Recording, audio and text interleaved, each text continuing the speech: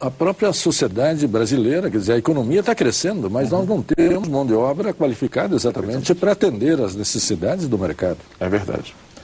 E aí gera o famoso caso do desemprego estrutural, né? Existem vagas de trabalho e desemprego ao mesmo tempo, porque as pessoas não estão capacitadas para isso. E os alunos que chegam à escola já estão melhor preparados, num certo sentido, já estão introduzidos às novas tecnologias? Eu acho que a gente não pode falar ainda de duas gerações. Existe a geração das crianças, né, que hoje tem seus 5, 7 anos e que já tem uma fluência absurda, né? É o avô que pede a criança para fazer a troca do canal ou qualquer outra operação tecnológica dentro de casa. E a criança que dá conta, que responde a essas necessidades. Parece que eles já estão vindo digitais, né? Já estão vindo de fábrica com toda essa característica da fluência digital. Eu acredito que essa geração, que vai eclodir no ensino superior daqui a 10 anos, elas vão, principalmente essa geração, reclamar muito do modelo educacional hoje vigente na educação superior, por exemplo. Porque eles já terão até trazido uma maneira diferente de pensar. Existe uma questão que é muito complexa, que é a questão da cognição, né? A nossa geração, ela aprendeu a pensar, a construir seus entendimentos a partir dos objetos que ela lidou. E do texto, né? Do texto, ou mesmo dos objetos lúdicos que fizeram parte, né, do repertório da nossa infância. E a nova geração, os videogames, né, a televisão de 200 canais, com formada 3D, pela imagem, né? formada pela imagem, formada pela cultura multimediática. Então, a maneira como essa nova geração vai pensar, vai construir conhecimento, vai ser muito diferente do como é o ensino hoje. Então, acho que 10 anos seria um prazo bem razoável para a gente poder estar eclodindo com esse fenômeno, dessa exigência das tecnologias com plenitude de uso no nível superior. Agora, existem os jovens atuais que estão visitando uma região de transição. Essas crianças hoje nós chamamos de nativos digitais. Eles já vêm com essa cultura digital do berço, né? Os primeiros brinquedos foram eletrônicos, foram de controle remoto, foi um outro tipo de interação. E existem jovens hoje que se apropriam rapidamente, porque é uma linguagem que é muito acessível, né, para a utilização, para os ganhos que essa faixa etária percebe, e ainda assim eles carecem um pouco, tem algumas resistências. É surpreendente, mas tem.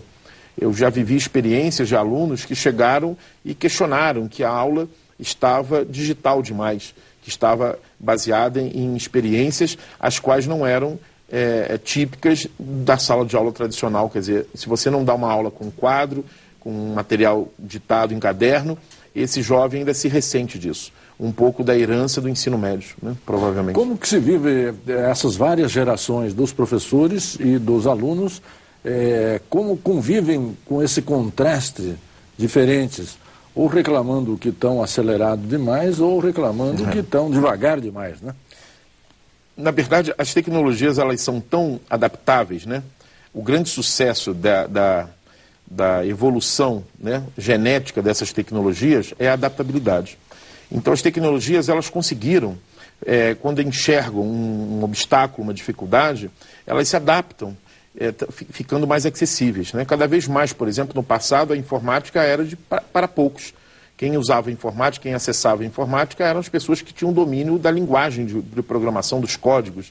E hoje em dia qualquer um dá conta, porque é uma linguagem interativa, imagética, né? Você clica em botões que têm a função que você deseja.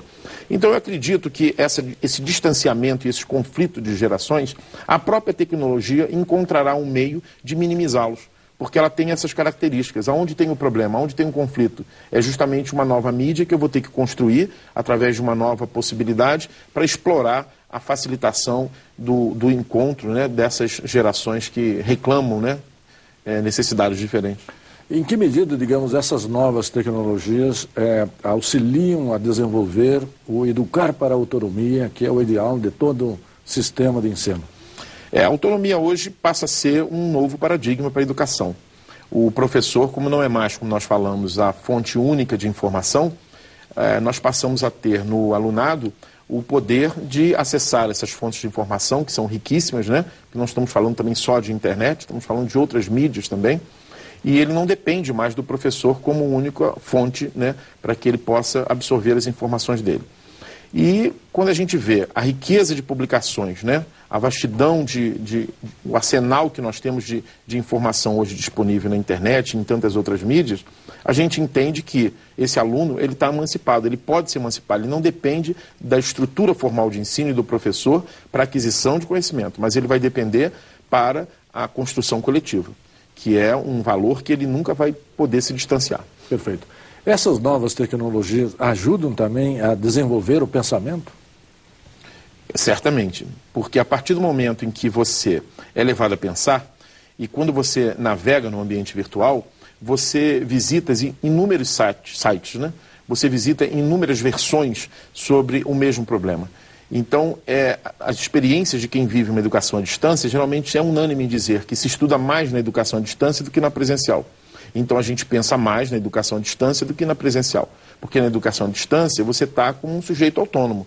Claro. E tudo que você tem que fazer é você que faz, não é ninguém que faz por você. Sim. Enquanto que na educação presencial, muitas vezes você se oculta atrás da turma, atrás do colega, e você está fisicamente, mas não está mentalmente naquela aula. E na educação à distância você é sujeito ativo, né, protagonista, né, daquela história, daquele processo.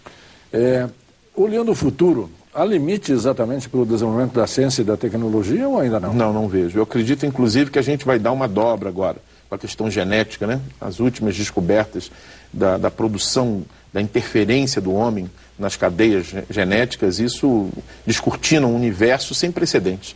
Eu acho que os nossos, quando ficarmos, quando nos tornarmos, né, mais anciãos, vamos certamente olhar para esse momento, né, da história e vamos falar que impacto que teve essa mudança. É um divisor de águas.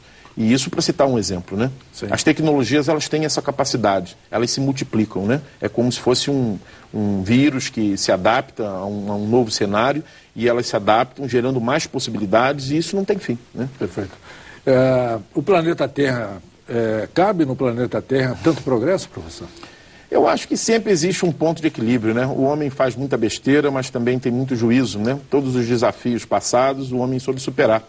Eu acho que não deve ser diferente agora. Ele soube como se colocar nesse problema. E certamente haverá de saber como sair. Ok.